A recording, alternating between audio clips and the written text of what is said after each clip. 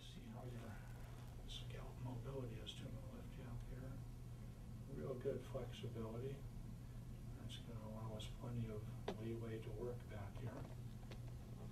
So, ladies, I have a very flexible scalp. You're going to do real well with this procedure. Okay, let me show you what we want to do for you. Well, first of all, I'm going to give you some definitions here, okay? We're going to look in the mirror. We already talked about the hairline along here.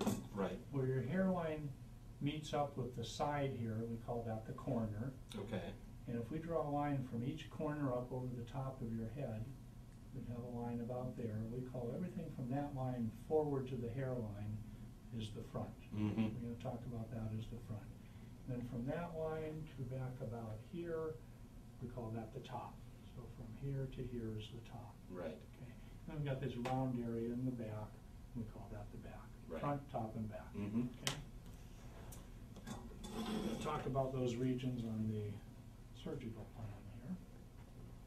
First thing we want to do for you is to establish a natural looking hairline.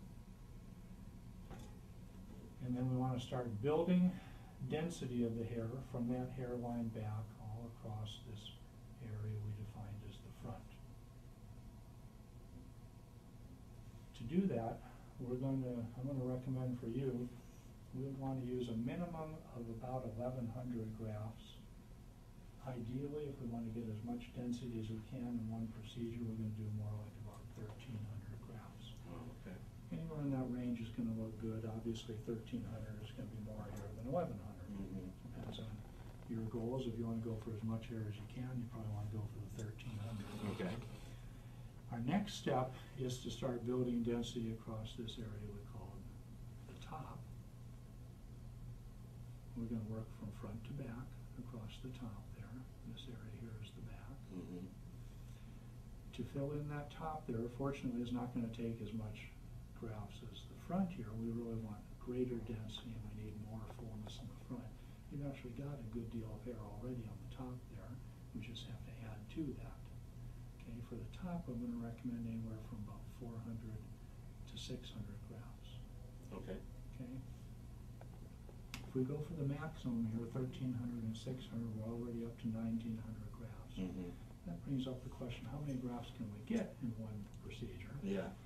In your case, looking at the density and everything, now you've got thousands of grafts available back there, but we can't take all of them in one day. Mm-hmm. We have to set a limit in one day. If we take too much, we get excessive scarring. That's not managing your resources properly. Mm-hmm. Okay, like going into a forest, you don't just go in and clear cut the first day. You want to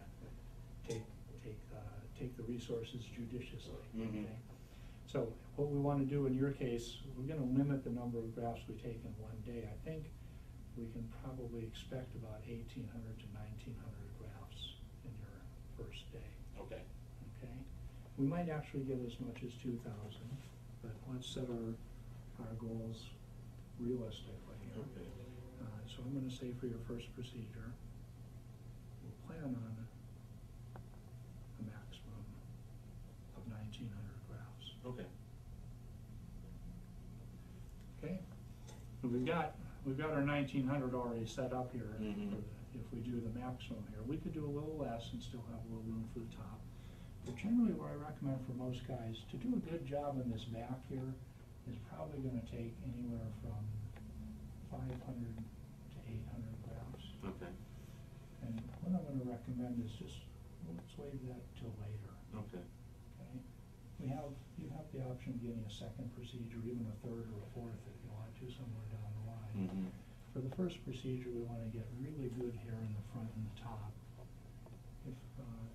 If we have really good hair in the front and the top, you're going to find that the back just doesn't really influence your appearance that much anyway. Mm-hmm. So we want to set our priorities. Let's get really good hair front and top first. We'll save the back till later. Okay. Okay.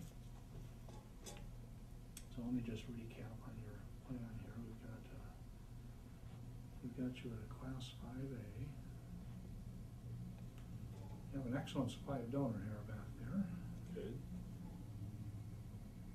Going to be enough hair back there to do multiple procedures if you want to. And by the way, you won't need to do more than one procedure. One procedure will look good, and you're gonna look good, it's gonna be enough to stand on its own. That one procedure will be enough to last you the rest of your life if you choose to stop at that point. You don't have to come back for a second procedure. Most guys do come back for a second procedure because you get a lot of hair with one procedure. A lot of hair is good, but more hair is always better. Right. Okay, so most guys want to get as much as they can. So for your